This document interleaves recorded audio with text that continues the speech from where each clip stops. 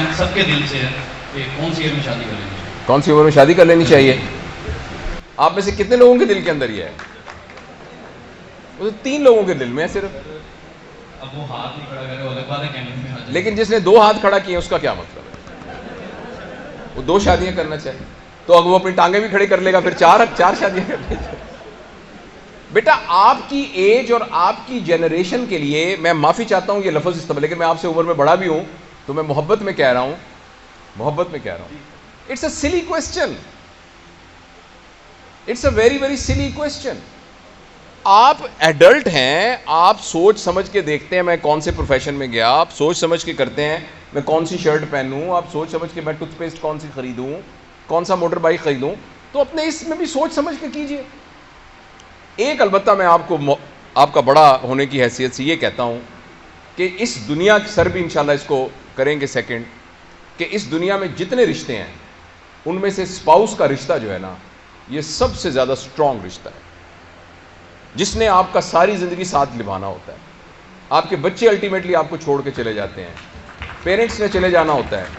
اس دنیا میں اگر آپ نے کسی رشتے میں، باقیوں کی بھی اہمیت میں، یعنی ماں کا، باپ کا، بہن کا، بھائی کا، بچوں کا، مگر جس میں میکسیمم انویسٹمنٹ کرنی چاہیے. آپ اس بات پہ ہنسیں گے لیکن میں آپ کو بہت یقین سے یہ کہتا ہوں کہ اگر کسی نے اپنے اسپاؤس کے اوپر صحیح انویسٹمنٹ کی تو وہ بہت اچھی زندگی گزارے گا.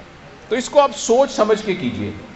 آپ کی ایج کے اندر آپ ہو سکتا ہے میری بات کو بہت برا بنائیں لیکن مجھے نہیں سمجھ میں آتا ارینجڈ میرج کیا ہوتی ہے، کہ ایک لڑکی کے بارے میں پتہ لگا کہ اس کو شادی کرنی ہے اور ایک لڑکے کے بارے میں پتہ لگا کہ اس کو شادی کرنی ہے، تو سارے اچھی اچھی باتیں کرتے ہوئے عورتیں میک اپ کر کے اور مرد جو ہے وہ باسکٹیں پہن کے مٹھائی کا ڈبہ لے کے ان کے گھر چلے گئے. تو وہ لڑکی جو ہے وہ ایک چائے کی وہ کیتلی لے کے وہ آ گئی. آپ نے کہا اچھا ماشاءاللہ. آپ نے صرف یہ دیکھا اس کا ناک پتلا ہے کہ نہیں پتلا، بال اس کے کس قسم کے ہیں، جب مسکراتی تھی تو ٹھیک مسکراتی تھی، قد اس کا ٹھیک تھا کہ نہیں تھا، یا آپ نے یہ پوچھا ماشاءاللہ بچی ڈاکٹر ہے، اچھا ماشاءاللہ MBA کیا ہوا ہے، دیٹس اٹ. اور انہوں نے پوچھا ہاں لڑکا اچھا ہے ماشاءاللہ، لڑکا اپنا روزگار ہے، 17ویں گریڈ کی نوکری ہے اس کی، 17 گریڈ کی، اور لاہور میں رہتا ہے ماشاءاللہ، گھر بھی اپنا بنا ہوا ہے. اب یہ اگر ساری چیزیں موجود ہیں ماشاءاللہ مبارک ہو، ہم فلانے دن ہم آئیں گے، اور سارے لوگوں نے اس طرح کی مار کی بک کرا کے اور میوزک لگا کے ڈانس کرنا شروع کر دیا، اور اس کے بعد کچھ عرصے کے بعد شادی ہو گئی. بعد میں پتہ لگا ان کی تو کوئی کمپیٹیبلٹی نہیں ہے. تو مجھے تو یہ بات بڑی سلی اور اسٹوپڈ لگتی ہے، برا نہ منائیے گا. یو آر این ایڈلٹ، آپ اپنے لیے پارٹنر کو خود آپ چنیے، اور جتنا شریعت نے اجازت دی ہے اس کے ساتھ ایک رابطہ رکھ کے اس کو کرنے کی، تو آپ اس کو خود دیکھیے، آپ دیکھیے وہ کمپیٹیبل آپ کے ساتھ ہے کہ نہیں ہے.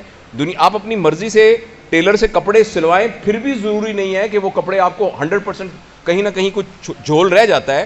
تو انسان تو کبھی بھی کسٹم میڈ نہیں ہوتا، تھوڑا بہت تو کمپرومائز کرنا ہی پڑتا ہے. کمپرومائز نہیں کرنا چاہیے، انڈرسٹینڈ کرنا پڑتا ہے، ایکسیپٹ کرنا پڑتا ہے. لیکن شادی سوچ سمجھ کے کیجئے گا، ان پریشرز پر نہ کیجئے گا.